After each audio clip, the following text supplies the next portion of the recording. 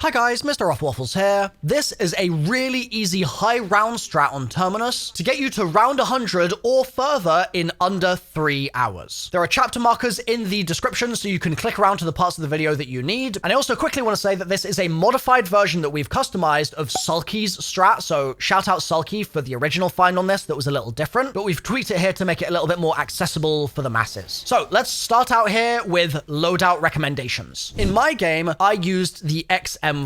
It's a fantastic gun, it's just reliable, and you can add a drum mag attachment as well, so it has a ton of ammo, but you can technically use any gun in this, so long as it's one that's going to get you easy crit kills with a suppressor, because the primary weapon that we're going to be using once the strat really kicks in is not your loadout weapon, so you don't need to worry about it too much. Now, in terms of field upgrade, etc., Ether Shroud with the extra charge augment is going to be very important. And then for equipment, I'd recommend decoys and semtexes, but they're non-essential if you want to use something else. Then finally, for gobblegums, this is a gobblegum-free strat, like it works perfectly fine without gobbles, but if you want to make your life a little bit faster or easier, then you could spawn in with a wonder bar or a perkaholic or a hidden power. But like I said, totally non-essential. For augments, it's very important that you put hardened plates on Jug, and I'd also recommend reactive armor or probiotic, depending on your preference. Hardened plates is basically going to ensure that when you get to the later rounds, the zombies aren't doing too much health damage to you through your armor, which is very important. Then for Deadshot, I'd recommend Dead Again. That's very important because it's going to mean that critical kills have a chance to add a bullet to your magazine, and this strat will not work properly if that isn't enabled. Then for PhD, we want Dr. Ram, and that's going to allow us to barge into the zombies and knock them down, which is also going to be very important for this strat. And you want to avoid Classic Formula on Speed Cola, which might sound weird because normally we want to use Classic Formula, but for this particular strat, we're actually going to turn that off. Just use any other Speed Cola augments. Then finally, for Vulture Aid, it's essential that we put Carrion Luggage on, and that's going to increase our salvage drops, and that's a really useful one to use on basically all maps that are going to have any kind of salvage usage during the strat, but it's especially useful here. And it's also really important to have Parting Gift on for Vulture Aid, because that's going to mean that you get more ammo for your wonder weapon when you get ammo drops from Vulture Aid itself during your game. So equip all of those augments and then choose all the other augments that suit your playstyle and preferences. Those are just the essential ones, and we can jump into the early game. When you spawn in, don't go and buy the GS45s off the wall straight away, okay? They're going to be green rarity to start with, and if you've got a zombie build set up, you'll be able to get them akimbo off the wall, but we want to do that much later in the game than normal, and this is just because it doesn't make sense to spend 9,000 salvage upgrading them from green to gold rarity. You may as well just let them flip naturally from green to gold on the wall and then buy them to save all the salvage. So prioritize using your XM4 or whatever other weapon you're using to begin with. And as you do that, you're going to open the map as normal. So turn on Pack-a-Punch, get your perks, and you're also going to want to start doing the Beam Smasher quest. This is very easy to do. It doesn't take too long, and you don't have to do it if you feel like spinning the box and just getting the Beam Smasher for free that way. But because you're at low rounds at this point, your RNG on getting it out of the box is going to be pretty bad. So I'd recommend just doing the quest and saving yourself the hassle. And if you don't know how to do it, I've got a full guide for the Beam Smasher linked in the description down below and in the corner of the screen just here. Now, once you get the Beam Smasher, I think that it's really easy to just head to this gun platform area from around round 10 onwards. And because it's so open there, you can just sort of hoard up and get a lot of points as well. And then you can spend those points on things like upgrading your Beam Smasher at the Pack-a-Punch, on more perks, and also getting your armor from tier 1 up to tier 3. When the Amalgam spawns in, you can use the Beam Smasher on it to slow it, and then while slowed, the Amalgam is going to take, I think it's double damage from your bullet weapons, so that's a really effective way to take the Amalgam down faster. And because you've got Deadwire on your XM4 while doing the Beam Smasher quest, you can also use that to do extra damage to the Amalgam too, so those really shouldn't be too much of a problem for you. But yeah, sadly, no lightning incantations on this map. Now, once you get to around 25 or so, thereabouts, you're going to want to make your way to the boat where Wonder Fizz is located, as that is where you can pick up Vulture Aid, which is going to be essential for this strat. And you can use that to grab any other perks that you don't yet have as well. The Wonder Fizz is only going to spawn in once round 25 begins, so don't bother heading there sooner. But you're also welcome to do any free perk Easter eggs and things like that to try and get it sooner should you so desire. And another option for getting it sooner would be to do SAM trials, right? Those can give you free perks too. And so if you hit those SAM trials, or you maybe use the locker, for example, and you get a free Vulture Aid, then you can start the main strat a little earlier here, which could be nice just to get some reps in at the earlier rounds. Once you get to round 25 or so, or at least once you've gotten your Vulture Aid, you're going to begin the mid-game section of the strat. For this, first of all, go and see if your GS45 on the wall has gone to gold rarity, and if it has done, you can grab that off the wall, and then you can triple pack a punch it. But if it's not gold yet, that's all good. Just come back in 5 or 6 rounds or so, and it should have flipped to gold by that point.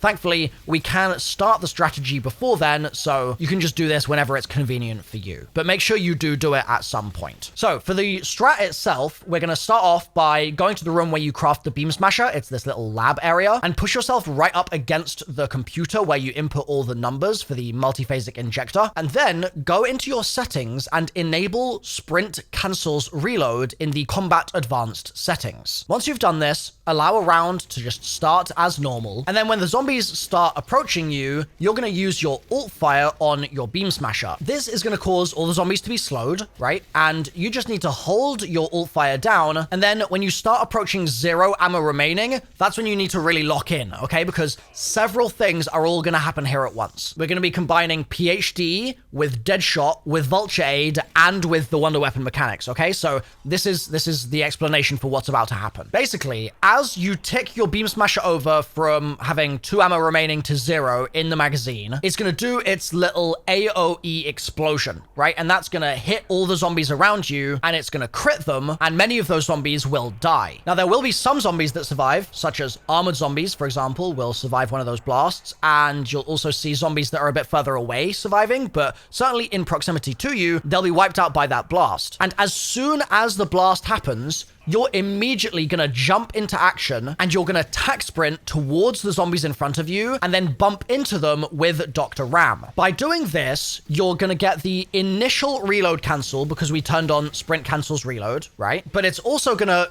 further cancel that reload. It's going to give you another little reset, and it's going to mean that any zombie immediately in front of you is pushed back a teeny bit so that you can kind of reposition. But while all that stuff is going on, we also have Vulture Aid and Deadshot doing work for us, right? Because remember, we put the Dead Again augment on Deadshot, and that means that crit kills give you ammo back, and we just got a bunch of crit kills from the explosion from the Beam Smasher. So we're going to get just a little dribble of ammo back in our magazine, and if we've cancelled our reload successfully by using sprint cancels reload and using Dr. Ram, then we're not going to need to reload at all. It's going to be ready to fire again instantaneously. And not only are we going to get ammo back, but because they're crit kills, Vulture Aid is also going to kick in, where you're going to get more salvage, and you're going to get more ammo for your ammo drops from Vulture Aid because of the other Vulture Aid augment that we chose. So it's a chain of augment kind of combinations happening here, but the end result of that is that you can just do this over and over again. The zombies approach you, you keep an eye on your alt fire, and then as soon as it goes to 0 and it does the blast, you need to just sprint forward into the zombies. That will cancel your reload. Dr. Ram will proc. Meanwhile, Vulture Aid will be proccing on the dead zombies that got crit from the blast, and Deadshot will be proccing to give you ammo back into your magazine so that you can just do it all over again without any delay. Now, while this is all happening, there are a couple of things that are essential for you to look out for. So number one,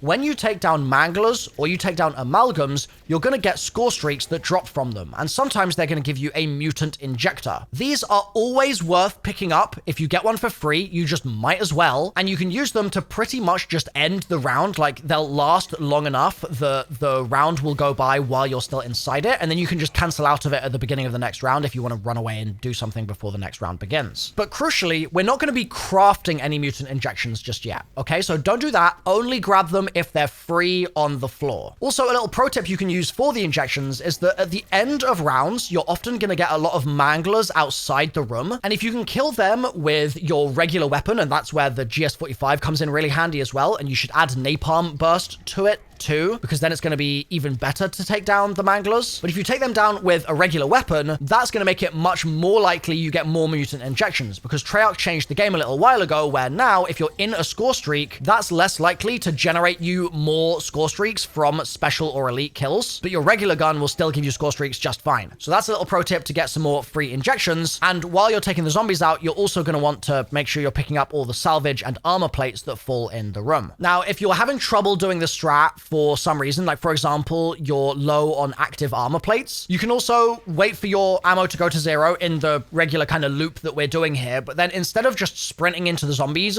you can cancel the reload by plating up. So that could be quite a nice opportunity to do that in your match without kind of getting bonked by zombies around you. And another potential problem you might have is from amalgams, because they will die from a couple of blasts, but obviously that means they're surviving a couple of blasts, right? So you're going to want to make sure that you're constantly stunning them, otherwise they will suck you in and they'll disrupt your flow. Or you can make it so that you just always have a mutant injection ready in your back pocket for whenever an amalgam spawns in. And that way you're guaranteed to be able to just slice and dice the amalgam down and you're not going to be at risk at all. Another thing to be wary of is that parasites are not affected by the explosion as they're above the radius of it. So for those, you can just flick over to your Pack-a-Punch GS45s and take them down at the end of the round, but you don't need to worry about them too much during the round, thankfully, as they'll barely do anything to you. They're really not too much of a threat. Now, let's say you mess up the reload cancel and you do end up actually reloading, right? Or you get a max ammo and your mag ammo replenishes. Then what do? Well, thankfully, it's very simple. You can just hold down your alt fire to slow all the zombies around you until you get back down to around 10 in your mag, and then just start doing the strat again. Take it over to 0, do the explosion, ram the zombies, reset your position, and go again. And if you get to low health at any point, remember you've got decoys, right? We spawned in with those, and you've also got your Ether Shroud as well. And you could optionally, should you so desire, use Frenzied Guard for this to reset your armor as well, but it's really just a preference thing at the end of the day. And another last resort that's always useful to pull out in a pinch if you do get onto low health is your Mutant Injector, because as you're going into that, you're going to become invulnerable. And it's better to use up one of those than to use a self-revive. So those are the regular zombie rounds in the mid-game. For the parasite rounds, you're going to want to head to the back of the room and basically just spray a full mag of GS45 into the side barrier here. And then once you're ready to reload, a ton of parasites are going to flood in really fast, and you can just shoot the ceiling pretty much, and the splash damage will take them all out, and the round will be over really fast. So that's the mid game, and I would classify that as between whenever you start the strat around round 25 or round 30, all the way up to, let's say, around round 50 or so. And then from round 50 all the way up to round 100, it's going to be late game strat. So let's say you're just starting round 50 or something and you don't have a mutant injection. The first thing you're going to do here is you're going to go and craft a mutant injection while the round changes. The crafting bench is inside the little mechanical engineering room here. And then as the round begins, you're not going to use the mutant injection straight away. Instead, start the strat as normal, where you do a couple of blasts of the beam smasher. And that's going to mean that you get a bunch of salvage, and you also may get lucky and you may end up getting a free mutant injection from doing that as well. But then after, let's say, 5 to 7 of those explosions, you can use your injection, and the duration of the injection should last long enough that you can basically end the entire round while you're still in it. But if you didn't do explosions at the start of the round, or you just have a couple of stragglers, that's not a problem. You can basically just do the strat as normal and make sure that you're looking for any manglers that are out there and trying to take them down with your GS45s so you can get some free mutant injections. If you do get one, great, that's amazing. You can use that one next round once the round begins, but again, remember to do a couple of your little beam smasher explosions first. But if you don't get one, it's all good. You can just rinse and repeat by running over to the crafting table and crafting a new one while the round changes, and then heading back to the room. This is why we start using the mutant injections reliably and crafting them reliably from round 50, because at that point you'll have enough salvage built up that you won't run out and get to 0 by the time you hit round 100. Also, as you're playing through these higher rounds here, I recommend you try to avoid nukes, because if you get one of them while you're in your mutant injection, it's going to waste a lot of time, and it's going to mean that you have to kill a lot of zombies outside the mutant injection, and it's just not efficient. And you should be able to get to round 100 super easily. Now, if you're a real madman, what you might want to do is the main quest Easter egg once you start getting towards round 100, so you can do a round 100 boss fight. And if you do that, you'll actually get a Dark Ops as well for doing it past round 50. So I've got my main quest Easter egg guide linked on screen right now, as well as the Beam Smasher guide, so you can click through to that, learn how to build the Beam Smasher, and then start executing this strat. So give those a try, and in the comments also, if you find any ways to make this strat even better, then please let us know, and we can all learn from sort of shared community knowledge here, which would be really cool.